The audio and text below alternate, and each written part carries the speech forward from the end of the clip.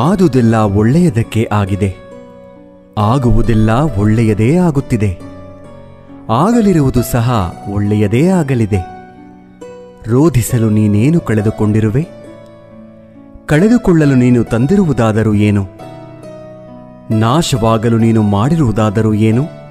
ನೀನೇನು ಪಡೆದಿದ್ದರೂ ಅದನ್ನು ಇಲ್ಲಿಂದಲೇ ಪಡೆದಿರುವೆ. ಯಾವುದು ನಿನ್ನ ಭಾಗ್ಯದಲ್ಲಿ ಇದೆಯೋ ಅದು ನಿನಗೆ ಸಿಕ್ಕೇ ತೀರುತ್ತದೆ. ಯಾವುದು ನಿನ್ನದಲ್ಲವೋ ಅದು ನೀನು ಎಷ್ಟೇ ಪ್ರಯತ್ನಿಸಿದರೂ ಸಿಗಲಾರದು. ಚಿಂತೆ ಬಿಡು. ಜೀವನದಲ್ಲಿ ಬರುವುದೆಲ್ಲವ ಬಂದಂತೆ ಸ್ವೀಕರಿಸು. ನಮ್ಮ ಬದುಕೇ ಒಂದು ಹೋರಾಟ. ಈ ಹೋರಾಟದಲ್ಲಿ ನಾವು ಮಾಡುವ ಕಾರ್ಯವನ್ನು ಪ್ರಾಮಾಣಿಕವಾಗಿ ಮಾಡಬೇಕು. ಏನು ಆಗಬೇಕೋ ಅದು ಆಗೇ ತೀರುತ್ತದೆ. ಅದನ್ನು ತಡೆಯಲು ನಮ್ಮಿಂದ ಸಾಧ್ಯವಿಲ್ಲ. ಸತ್ಯದ ದಾರಿಯಲ್ಲಿ ಹೋಗು. ನೀನು ನಡೆಯುವಾಗ ಪಾತಾಳಕ್ಕೆ ಬಿದ್ದರೆ ನಿನ್ನನ್ನು ಮೇಲೆತ್ತಲು ನಾನು ಬಂದೇ ಬರುತ್ತೇನೆ. ಸ್ವರ್ಗದಲ್ಲಿ ಎಲ್ಲವೂ ಇದೆ, ಆದರೆ ಸಾವಿಲ್ಲ. ಭಗವದ್ಗೀತೆಯಲ್ಲಿ ಎಲ್ಲವೂ ಇದೆ, ಆದರೆ ಸುಳ್ಳಿಲ್ಲ. ಜಗತ್ತಿನಲ್ಲಿ ಎಲ್ಲವೂ ಇದೆ, ನೆಮ್ಮದಿಯಿಲ್ಲ. ಇವತ್ತಿನ ಎಲ್ಲ ಮಾನವರಲ್ಲಿ ಎಲ್ಲವೂ ಇದೆ, ಆದರೆ ಶಾಂತಿಯಿಲ್ಲ. ಮನಸ್ಸಿಗೆ ಮದವೇರಿದಾಗ ಸ್ಮಶಾನದಲ್ಲಿ ತಿರುಗಾಡಿ ಬರಬೇಕಂತೆ. ಏಕೆಂದರೆ ಅಲ್ಲಿ ನಾನು ನನ್ನಿಂದಲೇ ಎಂದು ಹೇಳಿದ ಎಷ್ಟು ಜನ ಮಣ್ಣಾಗಿರುವವರು ಕಾಣಸಿಗುತ್ತಾರೆ. ಭಗವಂತ ತಡ ಮಾಡಿದರೂ ನ್ಯಾಯ ಮಾಡುತ್ತಾನೆ, ಆದರೆ ಅನ್ಯಾಯ ಮಾಡುವುದಿಲ್ಲ. ತಡ ಆಗುವುದರ ಹಿಂದೆ ಅದ್ಭುತಗಳು ನಡೆಯುತ್ತವೆ. ಕಾದು ನೋಡಬೇಕಷ್ಟೇ. ಎಲ್ಲ ಹೇಳುತ್ತಾರೆ, ಮನುಷ್ಯ ಖಾಲಿ ಕೈಯಲ್ಲಿ ಬರುತ್ತಾನೆ, ಖಾಲಿ ಕೈನಲ್ಲಿ ಹೋಗುತ್ತಾನೆ ಎಂದು. ಆದರೆ ಮನುಷ್ಯ ಬರುವಾಗ ಭಾಗ್ಯದ ಜೊತೆ ಬರುತ್ತಾನೆ, ಹೋಗುವಾಗ ಕರ್ಮದ ಫಲ ಕೊಂಡು ಹೋಗುತ್ತಾನೆ. ಬದುಕುವುದಕ್ಕಾಗಿ ದುಡಿಯುವುದು ಅನಿವಾರ್ಯ. ಹಾಗೆಂದು ಫಲದ ಮೇಲೆ ಕಣ್ಣಿಟ್ಟು ಕೆಲಸ ಮಾಡಿದರೆ ನಿರಾಸೆ ಹೆಚ್ಚು. ಕೆಲಸವನ್ನು ಶ್ರದ್ಧೆಯಿಂದ ಪ್ರೀತಿಯಿಂದ ಮಾಡಿದರೆ ಫಲ ಇಂದಲ್ಲ ನಾಳೆ ದೊರಕಿಯೇ ದೊರಕುತ್ತದೆ. ಒಂದು ಬಾರಿ ಅರ್ಜುನ ಶ್ರೀಕೃಷ್ಣನನ್ನು ಕೇಳಿದ, ಈ ಗೋಡೆಯ ಮೇಲೆ ಒಂದು ಸಂದೇಶ ಬರಿ. ಅದು ಹೇಗಿರಬೇಕೆಂದರೆ, ಖುಷಿಯಲ್ಲಿದ್ದಾಗ ಓದಿದರೆ ದುಃಖವಾಗಬೇಕು, ದುಃಖವಾಗಿದ್ದಾಗ ಓದಿದರೆ ಖುಷಿಯಾಗಬೇಕು.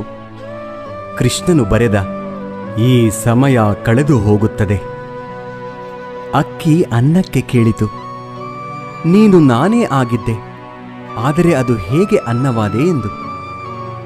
ಅನ್ನ ಸುಂದರವಾಗಿ ಉತ್ತರಿಸಿತು, ನೀರು ಮತ್ತು ಬೆಂಕಿಗಳ ಸಂಪರ್ಕಕ್ಕೆ ಒಳಗಾದೆ, ಅವುಗಳ ಸಂಸ್ಕಾರದಿಂದ ಮೃದುವಾದೆ, ಮಧುರವಾದೆ.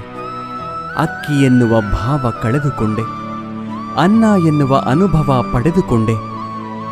ಅದೇ ರೀತಿ ಸಜ್ಜನರ ಸಂಗದಿಂದ ನಮ್ಮಲ್ಲಿರುವ ಅಜ್ಞಾನ ದುರಿತ ದುಮ್ಮಾನಗಳ ಭಾವ ಕಾಠಿಣ್ಯತೆ ತೊಲಗಿ ಪುಣ್ಯ ಜ್ಞಾನ ಮೋಕ್ಷಗಳೆಂಬ ಮೃದುತ್ವದ ಅನುಭವ ದೊರೆಯುತ್ತದೆ. ಚಿಂತಿಸಲು ನೀನೇನು ಕಳೆದುಕೊಂಡಿರುವೆ? ನಿಶ್ಚಿಂತೆಯಿಂದಿರಲು ನೀನೇನು ಪಡೆದುಕೊಂಡಿರುವೆ? 3 ದಿನದ ಈ ನಾಟಕದಲ್ಲಿ ಕಳೆದುಕೊಳ್ಳಬೇಕಾಗಿರುವುದು ಕರ್ಮ ಒಂದೇ, ಪಡೆಯಬೇಕಾಗಿರುವುದು ಪುಣ್ಯ ಒಂದೇ. ದೊಡ್ಡ ಮನುಷ್ಯನಾಗುವುದು ಒಳ್ಳೆಯದು, ಆದರೆ ಒಳ್ಳೆಯ ಮನುಷ್ಯನಾಗುವುದು ದೊಡ್ಡ ವಿಷಯ. ದುಃಖದ ಬಗ್ಗೆ ಚಿಂತಿಸತೊಡಗಿದರೆ ಸದಾ ದುಃಖಿಯಾಗಿಯೇ ಉಳಿಯುತ್ತೀಯ. ಸದಾ ಸುಖ ಸಂತೋಷಗಳನ್ನು ಧ್ಯಾನಿಸುತ್ತಿದ್ದರೆ ಮುಂದೆ ಸುಖಿಯಾಗುತ್ತೀಯ. ಏಕೆಂದರೆ ಮನಸ್ಸು ಯಾವುದರ ಬಗ್ಗೆ ಹೆಚ್ಚಾಗಿ ಧ್ಯಾನಗೊಳ್ಳುವುದೋ ಅದೇ ಸಕ್ರಿಯವಾಗುವುದು. ಪರಮಾತ್ಮನಲ್ಲಿ ಏನನ್ನಾದರೂ ಬೇಡುವುದಾದರೆ ಪರಮಾತ್ಮನನ್ನೇ ಬೇಡು. ಪರಮಾತ್ಮ ನಿನ್ನವನಾದರೆ ಸರ್ವಸ್ವವೂ ನಿನ್ನದೇ. ಹೊಡೆತದ ನೋವನ್ನು ತಡೆದುಕೊಳ್ಳುವ ಶಕ್ತಿಯನ್ನು ನೀಡುವ ಭಗವಂತ ಸಮಯ ಬಂದಾಗ ತಿರುಗಿಸಿ ಹೊಡೆಯೋ ತಾಕತ್ತನ್ನು ನೀಡುತ್ತಾನೆ. ನೀವು ಪ್ರಯತ್ನಿಸುವವರೆಗೂ ನಿಮ್ಮೊಳಗಿನ ಶಕ್ತಿಯ ಅರಿವು ನಿಮಗಿರುವುದಿಲ್ಲ. ಪ್ರಯತ್ನ ನಿರಂತರವಾಗಿರಲಿ.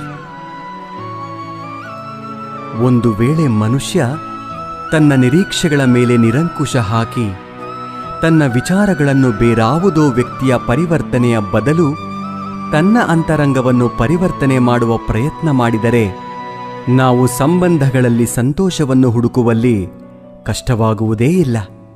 ಅರ್ಥಾತ್ ಸ್ವೀಕಾರ ಭಾವವೇ ಸಂಬಂಧದ ವಾಸ್ತವಿಕ ಅರ್ಥವಾಗುವುದು. ಸಮಸ್ಯೆ ಸವಾಲುಗಳನ್ನು ಯಾರು ಅವಕಾಶಗಳನ್ನಾಗಿ ಪರಿವರ್ತನೆ ಮಾಡಿಕೊಳ್ಳುತ್ತಾರೋ ಅವರು ಮಾತ್ರ ಬದುಕಿನಲ್ಲಿ ಗಟ್ಟಿಯಾಗಿ ನಿಲ್ಲಬಲ್ಲರು. ಒಂದು ಕಲ್ಲು ಒಂದು ಸಾರಿ ಮಾತ್ರ ಮಂದಿರಕ್ಕೆ ಹೋಗುತ್ತದೆ, ಹೋಗಿ ಭಗವಂತನಾಗುತ್ತದೆ. ಆದರೆ ಪ್ರತಿದಿನವೂ ಮಂದಿರಕ್ಕೆ ಹೋಗುವ ಮನುಷ್ಯನು ಮಾತ್ರ ಕಲ್ಲಾಗಿಯೇ ಇರುತ್ತಾನೆ. ಯಾವ ರಾಜನೂ ಸದಾಕಾಲ ರಾಜನಾಗಿರುವುದಿಲ್ಲ. ಯಾವ ಶ್ರೀಮಂತನೂ ಕೊನೆಯವರೆಗೂ ಶ್ರೀಮಂತನಾಗಿರುವುದಿಲ್ಲ. ಯಾವ ಬಡವನೂ ಕೊನೆಯವರೆಗೂ ಬಡವನಾಗಿಯೇ ಇರುವುದಿಲ್ಲ. ಈ ಜಗತ್ತಿನಲ್ಲಿ ಯಾವುದು ಕೂಡ ಶಾಶ್ವತವಲ್ಲ. ಪರಿವರ್ತನೆಯೇ ಜಗದ ನಿಯಮವಾಗಿದೆ.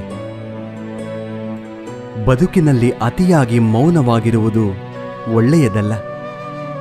ಸಮಯಕ್ಕೆ ಸರಿಯಾಗಿ ತಪ್ಪುಗಳನ್ನು ವಿರೋಧಿಸುವುದನ್ನು ಕಲಿಯಿರಿ. ದೇವರು ನಮ್ಮ ಜೊತೆಗಿಲ್ಲ, ನಮ್ಮ ಮನಸ್ಸಿನಲ್ಲಿಯೂ ಇಲ್ಲ. ಕೇವಲ ನಮ್ಮ ಆತ್ಮವಿಶ್ವಾಸದಲ್ಲಿ ಇರುತ್ತಾನೆ. ಯಾವಾಗ ಮನುಷ್ಯನು ತಾನು ಮಾಡಿದ ಕರ್ಮಫಲಗಳನ್ನು ಇದೇ ಜನ್ಮದಲ್ಲಿ ಅಥವಾ ಮುಂದಿನ ಜನ್ಮದಲ್ಲಿ ಅನುಭವಿಸಬೇಕಾಗುತ್ತದೆ ಎಂಬ ಜ್ಞಾನವನ್ನು ಅರಿತುಕೊಳ್ಳುತ್ತಾನೋ ಆಗ ಇಡೀ ಜಗತ್ತು ಬದಲಾವಣೆಯತ್ತ ಸಾಗಿಬಿಡುತ್ತದೆ. ಚರಿತ್ರೆಯಲ್ಲಿ ಗೆದ್ದವನಿಗೆ ಗೆದ್ದವನು ಎನ್ನುವ ಜಾಗವಿದೆ. ಸೋತವನಿಗೆ ಕೂಡ ಇಂಥವನೊಂದಿಗೆ ಸೆಣಸಾಡಿ ಸೋತ ಎನ್ನುವ ಜಾಗವಿದೆ. ಆದರೆ ನಿಂತುಕೊಂಡು ನೋಡುವವರಿಗೆ, ಆಡಿಕೊಂಡು ನಗುವವರಿಗೆ ಚರಿತ್ರೆಯಲ್ಲಿ ಎಲ್ಲಿಯೂ ಕೂಡ ಜಾಗವಿಲ್ಲ. ಕೋಪದಿಂದ ಮಾತನಾಡಿದರೆ ಗುಣವನ್ನು ಕಳೆದುಕೊಳ್ಳುತ್ತೇವೆ. ಹೆಚ್ಚಾಗಿ ಮಾತನಾಡಿದರೆ ಶಾಂತಿಯನ್ನು ಕಳೆದುಕೊಳ್ಳುತ್ತೇವೆ. ಅನಗತ್ಯವಾಗಿ ಮಾತನಾಡಿದರೆ ಕೆಲಸವನ್ನು ಕಳೆದುಕೊಳ್ಳುತ್ತೇವೆ. ಅಹಂಕಾರದಿಂದ ಮಾತನಾಡಿದರೆ ಪ್ರೀತಿಯನ್ನು ಕಳೆದುಕೊಳ್ಳುತ್ತೇವೆ. ಸುಳ್ಳು ಮಾತನಾಡಿದರೆ ಹೆಸರನ್ನು ಕಳೆದುಕೊಳ್ಳುತ್ತೇವೆ. ವೇಗವಾಗಿ ಮಾತನಾಡಿದರೆ ಅರ್ಥವನ್ನು ಕಳೆದುಕೊಳ್ಳುತ್ತೇವೆ.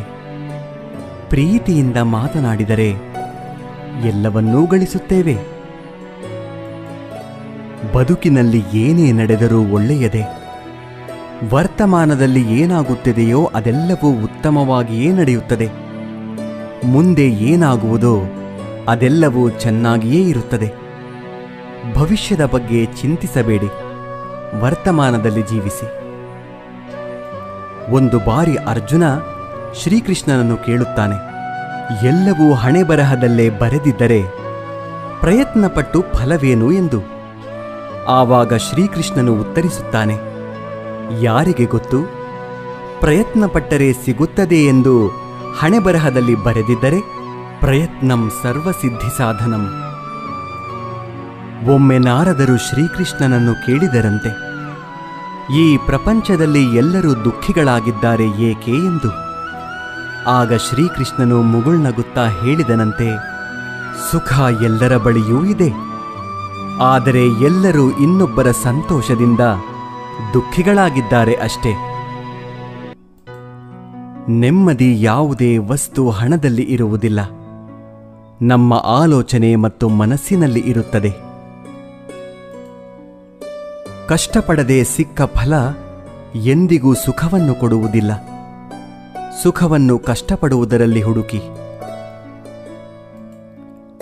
ಸ್ನಾನ ದೇಹವನ್ನು, ಧ್ಯಾನ ಮನಸ್ಸನ್ನು, ದಾನ ಧನವನ್ನು, ಯೋಗ ಜೀವನವನ್ನು, ಪ್ರಾರ್ಥನೆ ಆತ್ಮವನ್ನು, ವ್ರತ ಆರೋಗ್ಯವನ್ನು, ಕ್ಷಮೆ ಸಂಬಂಧಗಳನ್ನು, ಪರೋಪಕಾರ ಅದೃಷ್ಟವನ್ನು ಪವಿತ್ರಗೊಳಿಸುತ್ತದೆ. ಕೇವಲ ದೇವರನ್ನು ಪೂಜಿಸುವುದರಿಂದ ಪುಣ್ಯ ಬರುವುದಿಲ್ಲ. ಉತ್ತಮ ಬುದ್ಧಿ, ಉತ್ತಮ ಯೋಚನೆ, ಉತ್ತಮ ಕೆಲಸ, ಉತ್ತಮ ಮಾತು, ಉತ್ತಮ ವರ್ತನೆ, ಕರುಣೆ, ಅಹಿಂಸೆಯಿಂದ ಪುಣ್ಯ ಸಿಗುತ್ತದೆ. ಮುಂಬರುವ ಜನ್ಮಕ್ಕೆ ಈ ಜನ್ಮವೇ ಬುನಾದಿಯಾಗಿರುವುದು ನಿಜ. Thank you for watching this video. Jai Hind.